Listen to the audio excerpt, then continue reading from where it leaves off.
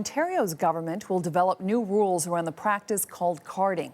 Now, carding is used by police to stop, question, and document citizens of a community, often with no arrest or even charges. Some say the practice targets mostly brown or black citizens more than whites, leading to a charge of racial profiling. Now, there's no timeline for the new rules, but we expect something in the fall after consultation with civil liberties groups and police themselves. For reaction to the provincial plan, let's go to Jennifer Evans. She is the Chief of Police for Peel Region, just west of Toronto. It is Canada's third largest municipal police service. Jennifer Evans is also president of the Ontario Association of Chiefs of Police, and she joins me live from Mississauga. Chief Evans, welcome to you. Thank you. Good afternoon. What do you think of the government's plan to standardize carding policy in Ontario? You know what? The police leaders are gathering here this week to talk about various issues discussing police. One of them is contact cards and street cards. We actually welcome the minister's announcement today, and we're looking forward to being part of the consultation process as we move forward. Why do you welcome it? Well, because I think right now there's no standardization. The media lately, and I think the perception is that the police have been randomly stopping people for no apparent reason. So, and I think that we need to get out and discuss this. And I know in my own community I've been getting out and discussing the fact that officers are out there documenting certain interactions with the community, but only under certain times do they submit a street check. And I mean, in Peel, we have a directive that deals with this. So there's guidelines as to when officers can document their contacts with the community. And it's usually for something that they feel is suspicious behavior. Yeah, but what is the problem, essentially, with street checks right now, in your opinion? Well, right now, I think there's no standardization. So different police services are using it for different information. They're documenting it differently. So I think when the minister comes out and he wants to standardize it, I think that's going to assist police leaders in all communities in Ontario to act accordingly and act the same way. Yeah.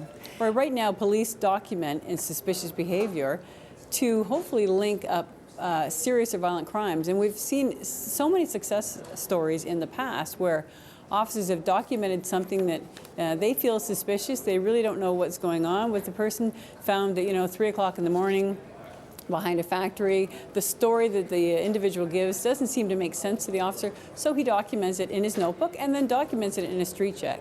And later on, if we find out that there's been a break and enter in that area or neighboring areas, then that person may be the starting point for the officers to start their investigation. Why do you think there are so many black and brown people who are documented, who are street checked, compared to white?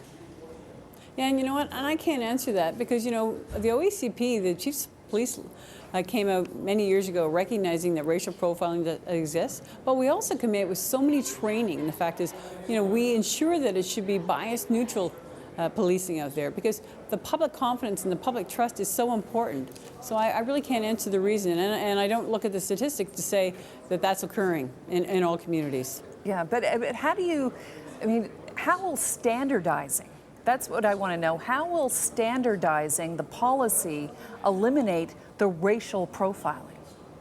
Well, I think when you standardize it, everyone is operating from the same rule book. So everyone will know this is the reasons you would submit and document information with regard to street checks.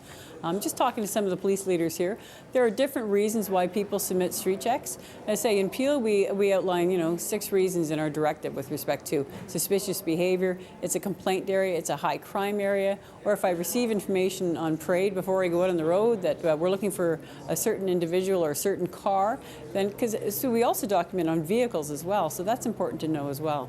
Okay, so standardization, though, I just am confused about what you could possibly do to eliminate the idea of racial profiling, because you can have a standardized policy, but if the people or some of the people who are enforcing that policy are still picking people of color out of the crowd over people who are white, how do you standardize a policy to get rid of that? Well, and I think if we find out that people are picking people specifically because of their color and not because of the suspicious nature of their activity, then those people would be disciplined. I don't tolerate, and I don't think any of the chiefs in Ontario would tolerate officers going out and randomly stopping people and selecting them based on their color. And that's not what's been going on. Yeah. Where is the balance, do you think, between civil rights and security of society? Oh, I mean, I think civil rights is essential. I mean, I say for police to be successful, we have to have the confidence in the community. And I think right now the contact cards and the street check issue, because of the amount of misinformation that's going out, I don't think people understand the value of them. What's the misinformation?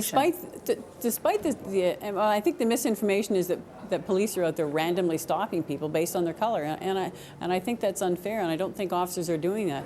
I think officers are responding to high crime areas or responding to complaint areas, and they're submitting in contact cards based on their suspicion. So that's why they're submitting the information. Are you saying that's why so many people of color are being carded, because they are in high crime areas? That it's not racial profiling? I'm just trying to get a sense of that. I can't answer why so many people of color are found that are being carded. And I mean, I think all police leaders should be looking at their own contact cards or their own street check system to ensure that that isn't happening. And if it is happening, we have to get to the reason as to why. But no, that should not be happening. Yeah.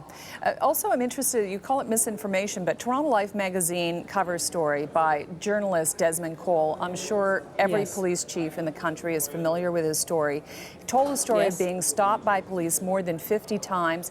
He calls today's announcement a start, but here's a quote from him. Desmond Cole says, quote, "There seems to be some reluctance to come right out and say that the police have been engaging in rampant racial profiling." What's your reaction to him and what he had to say? Well, and I don't think we have been conducting ourselves in racial profiling. I say we came out years ago saying racial profiling should never exist. It's criminal profiling. So, if we realize that then, what we were talking about the Toronto case, that there's a higher number of brown people and black people being stopped, then I think that's an issue that the police service has to look at. And I think we're having a discussion this afternoon at our conference, and all police leaders are being asked to look at their own street checks to ensure they have directives in place to make sure it's bias-neutral policing, because that's critical to community safety and community public trust.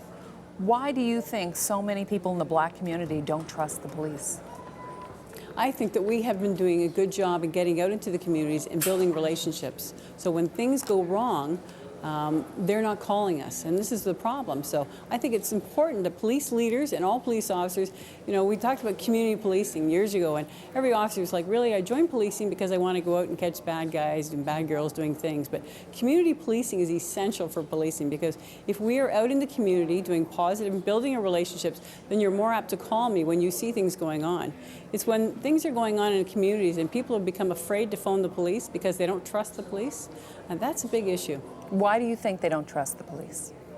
And I don't think we're at that stage right now that we don't trust the police. I mean, I would hate to think that people are not calling us because they don't trust us, that they have more fear in contacting their friends when they have issues. I think we are encouraging people to trust us, and I think that's why police leaders in recent years have been getting out more and more to deal with our communities and have these conversations. All right, Jennifer Evans, Chief of Police in Peel Region and President of the Ontario Association of Chiefs of Police, thank you. Thank you very much.